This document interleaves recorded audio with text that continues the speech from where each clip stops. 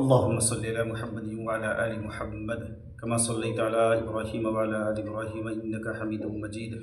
اللهم بارك على محمد وعلى آل محمد كما باركت على إبراهيم وعلى آل إبراهيم إنك حميد مجيد. بھائیو، دوستو اور میرے عزیز ساتھیو، آئیے آج کی حدیث ہے فضائل رمضان، امت کے لیے 5 تحفے. حضرت ابو ہریرہ رضی اللہ تعالی عنہ نے حضور اکرم صلی اللہ علیہ وسلم سے نقل کیا ہے کہ میری امت کو رمضان شریف کے بارے میں 5 چیزیں مخصوص طور پر دی گئی ہیں جو پہلی امتوں کو نہیں ملی. نمبر 1 یہ کہ ان کے منہ کی بدبو اللہ کے نزدیک مشک سے زیادہ پسندیدہ ہے. نمبر 2 یہ کہ ان کے لیے دریا کی مچھلیاں تک دعا کرتی ہیں اور افطار کے وقت تک کرتی رہتی ہیں. نمبر 3 جنت ہر روز ان کے لیے آراستہ کیا جاتا ہے. جنت روزہ دار کے لیے جنت روزانہ آراستہ کی جاتی ہیں، سجایا جاتا ہے. پھر حق تعالی شانہ فرماتے ہیں کہ قریب ہے کہ میرے نیک بندے دنیا کی مشقتیں اپنے اوپر سے پھینک کر تیری طرف آویں. نمبر 4 اس مہینے میں سرکش شیاطین قید کر دیے جاتے ہیں کہ وہ رمضان میں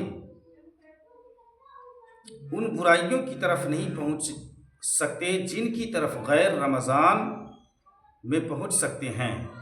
نمبر 5 رمضان کی آخری رات میں روزہ داروں کے لیے مغفرت کی جاتی ہے.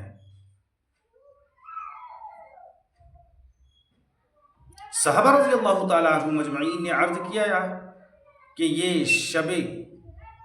شب مغفرت شب قدر ہے.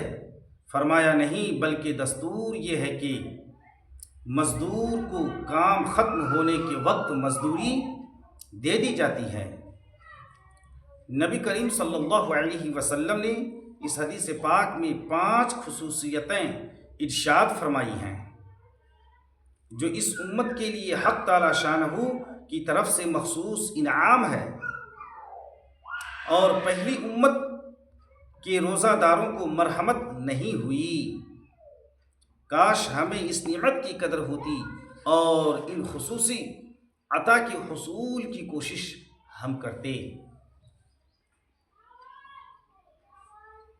منہ کی بو کا مطلب اول یہ کہ روزہ دار کے منہ کی بدبو جو بھوک کی وجہ سے ہو جاتی ہے، حق تعالی شانہ کے نزدیک مشک سے بھی زیادہ پسندیدہ ہے. شرح حدیث کے اس لفظ کے مطلب میں 8 قول ہیں جن کو موطا کی شرح میں بندہ مفصل نقل کر چکا ہے، مگر بندہ کے نزدیک ان میں سے 3 قول راجح ہیں. اول یہ کہ حق تعالی شانہ آخرت میں اس بدبو کا بدلہ اور ثواب خوشبو سے عطا فرمائیں گے جو مشک سے زیادہ عمدہ اور دماغ پرور ہوگی. یہ مطلب تو ظاہر ہے اور اس میں کچھ بعد بھی نہیں. نیز در منصور کی ایک روایت میں اس کی تصریح بھی ہے، اس لیے بمنزلہ متعین کہ ہے. دوسرا قول یہ ہے کہ قیامت میں جب قبروں سے اٹھیں گے تو یہ علامت ہوگی کہ روزہ دار کے منہ سے ایک خوشبو مشک سے بھی بہتر ہوگی. وہ آئیں گی. تیسرا مطلب جو بندہ کی ناقص رائے میں ان دونوں سے اچھا ہے وہ یہ کہ دنیا ہی میں اللہ کے نزدیک اس بو کی قدر مشک کی خوشبو سے زیادہ پسندیدہ ہے، اور یہ امر باب المحبت ہے۔ جس کو کسی سے محبت و تعلق ہوتا ہے، اس کی بدبو بھی فریفتہ کے لیے ہزار خوشبوؤں سے بہتر ہوا کرتی ہیں۔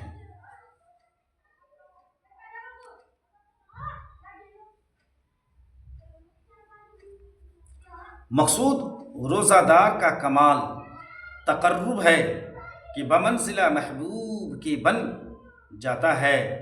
روزہ حق تعالی شانہ کی محبوب ترین عبادتوں میں سے ہے۔ اسی وجہ سے ارشاد ہے کہ ہر نیک عمل کا بدلہ ملائکہ دیتے ہیں، مگر روزہ کا بدلہ اللہ تبارک و تعالی خود عطا فرمائیں گے۔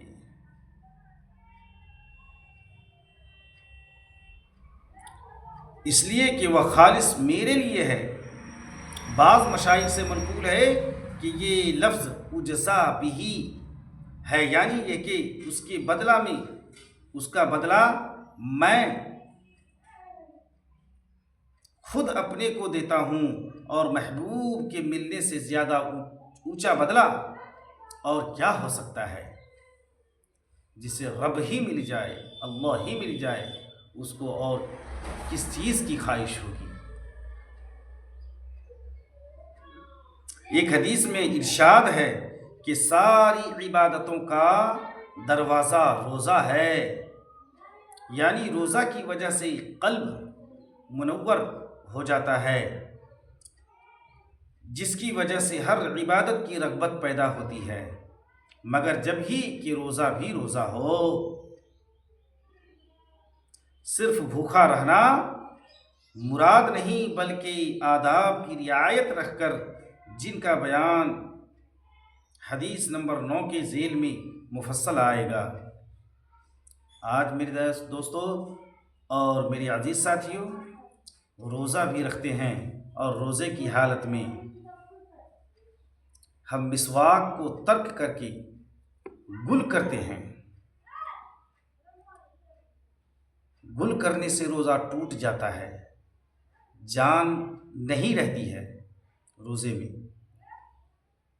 اس لیے میرے بھائیوں، دوستوں اور میرے عزیز ساتھیوں، روزے کی حالت میں گل کرنے سے پرہیز کیجیے۔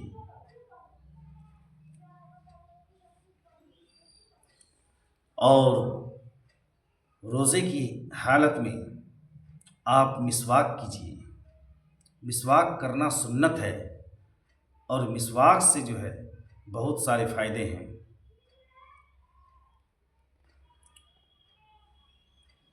روزے میں مسواک کرنے سے کیا فائدہ ہے؟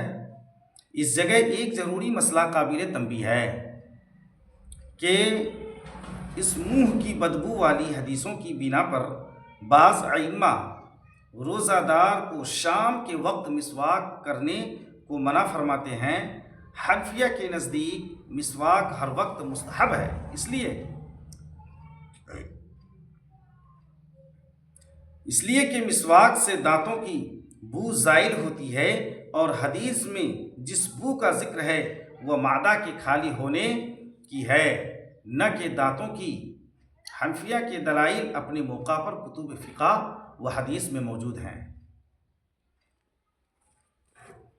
مچھلیوں کا استغفار، روزہ دار کے لیے سمندر کی مچھلی بھی مغفرت کی دعا کرتے ہیں۔ دوسری خصوصیت مچھلیوں کے استغفار کرنے کی ہے۔ اس سے مقصود کثرت سے دعا کرنے والوں کا بیان ہے۔ متعدد روایات میں یہ مضمون وارد ہوا ہے۔ بعض روایات میں ہے کہ ملائکہ اس کے لیے استغفار کرتے ہیں۔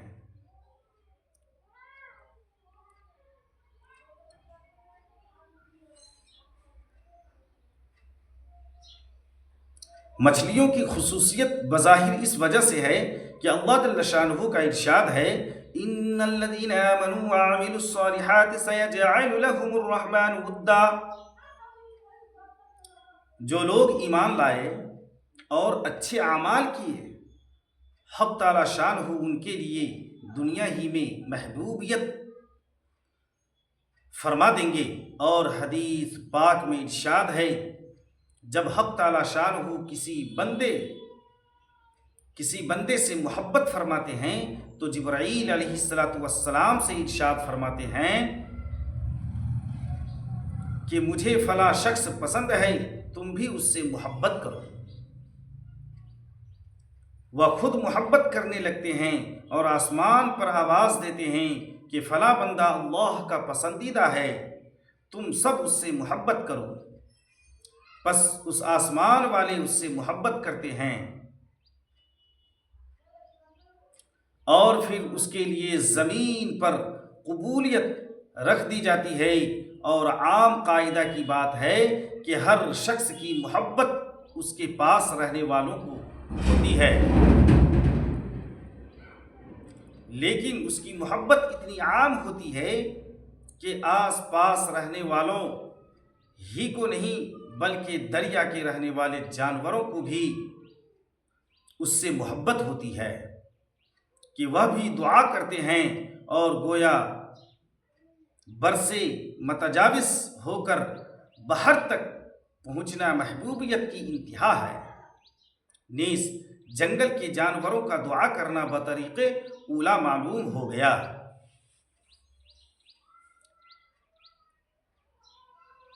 اللہ تبارک و تعالیٰ سے دعا کریں کہ اللہ تبارک و تعالیٰ ہمیں اور آپ کو ان تمام حدیثوں پر عمل کرنے کی توفیق عطا فرمائے، اور رمضان